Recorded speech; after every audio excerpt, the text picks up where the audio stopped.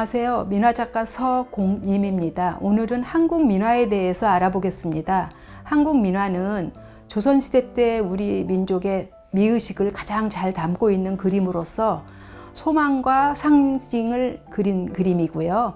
해학과 풍자를 담은 그림이면서 추억과 재미를 표현한 그림이라고 볼 수 있습니다.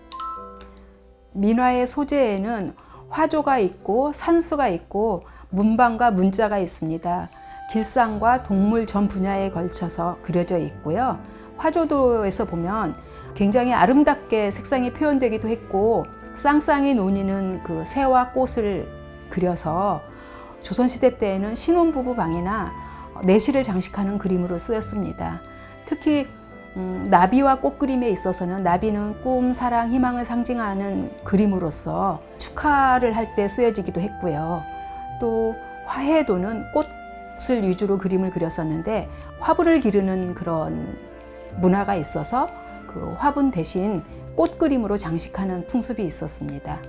그다음에 산수화에서는 우리나라가 금강산도나 이런 그림을 봤을 때 특히 이렇게 영산으로 여기는 민족의 산이라고 하는 그런 산들을 표현하는 게 특징이었습니다. 그래서 금강산도가 많이 그려지기도 했고 구곡폭포를 대상으로 그리기도 했고 그런 그림들이 그려졌습니다.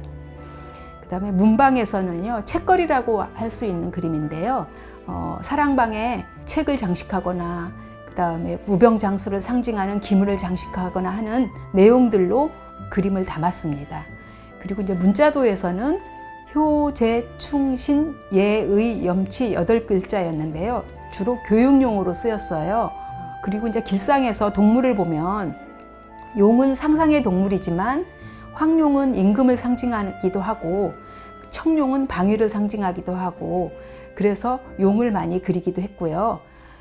특히 이제 호랑이 같은 경우는 집에 장식했을 때 오복을 불러들이고 애군을 물리친다고 하는 그런 벽사의 의미가 있었습니다. 그래서 연초에 집안을 장식하는 문화가 있어서 특히 이제 띠 중에 용, 호랑이, 닭, 개는 벽사의 의미가 있다 보니 세화로 많이 쓰였어요.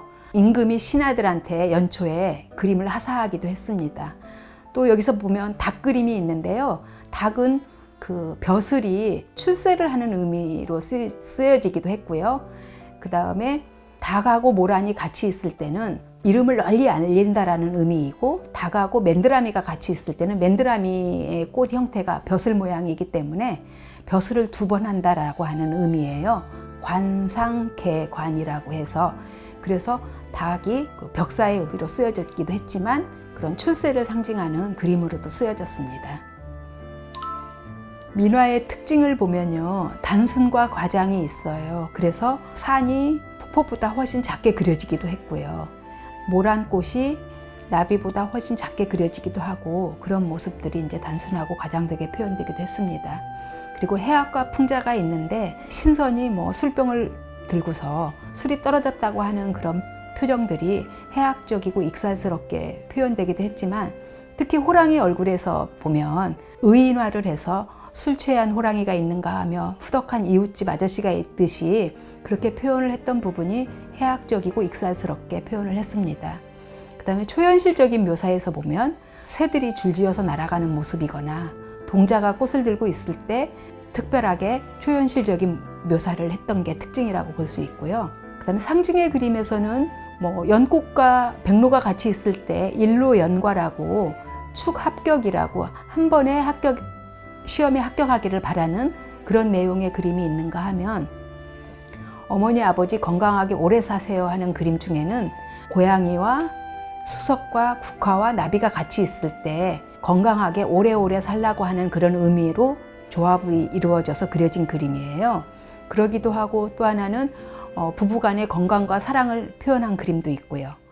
또는 신혼부부의 건강함과 행복함, 다복함을 표현한 그림도 있습니다. 현대 민화의 흐름을 보면요, 전통을 새로운 시각으로 현대적 변화로 사용을 하였습니다.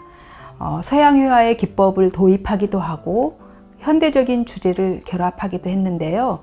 특히 현대적인 주제를 결합해서 뭐 스테인리스를 활용한 작품을 해보기도 하고 도자기를 활용한 작품을 해보기도 했는데요. 그렇게 다양한 장르와 융합을 하다 보니 우리가 일상생활에서 활용이 가능한 패션에 도입을 했어요. 이브닝 드레스나 한복은 물론이지만 핸드 페인팅을 하거나 인쇄를 해서 응용을 해서 사용을 하기도 했고, 또 실내 장식에 쓰여져서 옷장을 장식하기도 하고, 또는 벽지를 활용하기도 하고, 도자기에 활용을 해서 커피보트나 또는 커피잔, 머그잔에도 그림을 넣어서 우리가 예술적으로 활용을 했습니다.